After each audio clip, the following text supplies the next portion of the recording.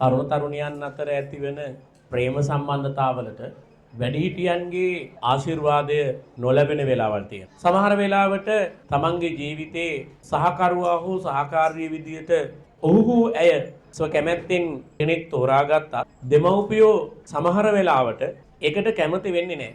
හේතුව දෙමව්පියෝ ඔහු හෝ ඇය දෙස බලන දෘෂ්ටිය ඇය හෝ ඔහු තමාගේ පෙම්වතා හෝ පෙම්වතිය දෙස බලන දෘෂ්ටියට වඩා වෙනස් වෙන්න පුළුවන්. එවන් ඇතැම් අවස්ථාවල දෙමව්පියන්ගේ විරෝධය නොතකා සමහරු විවාහ වෙනවා. සමහරු දෙමව්පිය විරෝධය නිසා ප්‍රේම සම්බන්ධතාවය නතර කරනවා. තවත් සමහරු දෙමව්පියන්ද පෙම්වතුන්ද පෙම්වතියන්ද කියලා තීන්දුවට එළඹෙන්න බැරුව එක පාර්ශවයක්වත් නොගෙන සමහර වෙලාවට ජීවිතයේ හැරදා යන්න පවා තීරණය කරන අවස්ථා තීරණය කරපු අවස්ථා අපි දැකලා තියෙනවා. එතකොට මේ ප්‍රේමයට දෙමව්පියන්ගේ අනුමැතිය නොලැබීම කියන කාරණාව මේ ගීතයට තේමා කරගෙන තියෙනවා. ගීතයේ පද ගායනය සහ සංගීතයේ තුනම එක්කෙනෙක්ගේ සිංහල ගීත සාහිත්‍ය පෝෂණය කරන්න දැවැන්ත යුග මෙහෙවරක් කරපු නිර්මාණකරුවෙක් සෝමතිලක ජයමහා.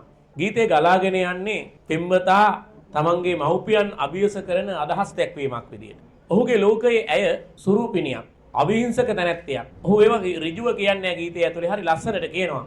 මේ තම හද කුටුයේ සුපුෂ්පිත අව්‍යාජ අකලංක නිර්මල පරම පිවිතුරු අති උත්තරීතර සැලමුතු ප්‍රේමණීය පුෂ්පය පුදකල පෙම්වතිය මේ ප්‍රේමය නතර කරනවා කියන කාරණාවට කැමති වෙන්නේ නැහැ. ඇය මේ අරුබුදේ නිසා හැඬු කඳුලින් ඉන්නවා. ඇගේ ශෝකය කඳුළු විදියට මතුවෙනවා. සුනිල් වන් නුවන් යුග වසා උතුරා ගැලූ කඳුළු ගංගාවේ ඇය දැන් ගිලීලා අතිශයෝක්ති අලංකාරයේ ලස්සනට අරගෙන ඇගේ දුක ලස්සනට කියලා තියෙනවා. කඳුළු ගංගාව ගලලා දැන් ඈ ඒකේ ගිලිලා ඉන්නේ. ගිලිලා වැඩි වුණාම හුස්ම ගන්න බැරුව මැරෙන්න උනත් බලුවන්. අර සුනිල් වන් නුවන් යුග කියන වචන ටික ඇතුලේ පෙම්වතියගේ රුව සහෘදයට මවන්න අවස්ථාව දෙනවා. ඊට පස්සේ ඇය අඬන්න හේතුව දෙමව්පියන්ගේ වරය ඔහුට ලැබිලා නැහැ.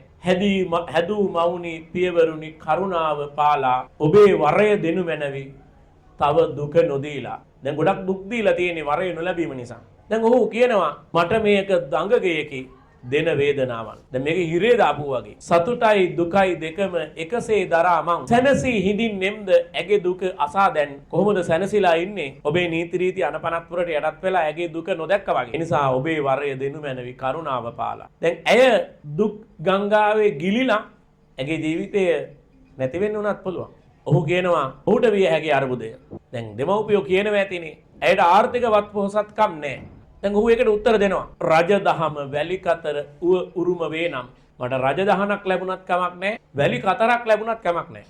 මට ඈගේ පිලිසරණ මතු වාසනාවන්. ඇගේ හමුව මට වාසනාවන්තයි. ඈ හමු වුණාට පස්සේ මට රජදහනක් ලැබුණත් ප්‍රශ්නයක් නැහැ. වැලි කාන්තාරයක් ලැබුණත් ප්‍රශ්නයක් නැහැ. හැබැයි මගේ ජීවනයේ ගීතේ ඇගේ හඬ නොවේ නම් මගේ ජීවන ගීතයේ ඇතුලේ ඇගේ හඬ නැත්නම් හද වෙනෙහි සත්සර සදා ගොළු වුණාවේ. හදවත නැමති වීණාවේ සප්තස්වරයේ ගොළු වුණොත් හදවත නතර වුණොත් ඊළඟට වෙන්නේ ඉතින් හදවත නතර වෙනකොට ජීවිතේ නතර වෙනවනේ. බලන්න සංයමයෙන් කියනවා ප්‍රේමය මුහුණ දීලා තියෙන අරුබුදය. දෙමව්පියෝ කියන්නේ එක්තරා පරම්පරාවක්. ඒගොල්ලොන්ගේ සිතුවිලි, ඒගොල්ලොන්ගේ අත්දැකීම් එක්ක, ඒගොල්ලොන්ගේ සංස්කෘතිය, ඒගොල්ලොන්ගේ ලෝකයේ එක්ක ඒගොල්ලෝ හිතනවා. දරුවෝ කියන්නේ ඊට වඩා වෙනස්. ඒගොල්ලෝ ඉන්නේ අලුත් පරම්පරාවක. දරුවන් කරදඬු උස්මහත් වී ස්වාධීනව සිතන්නට පටන් ගත්තා. ඔවුන්ගේ ලොවක් සොයා පියඹා යති. කැමති වුණත් අකමැති වුණත් ලෝකේ ඇත්ත ඒක. ඒක හරි සංයමයෙන් ලස්සනට කියන මනරම් ගීතයක්. අහලා බලමු. සුනිල් වන් යුග වසා උතුරා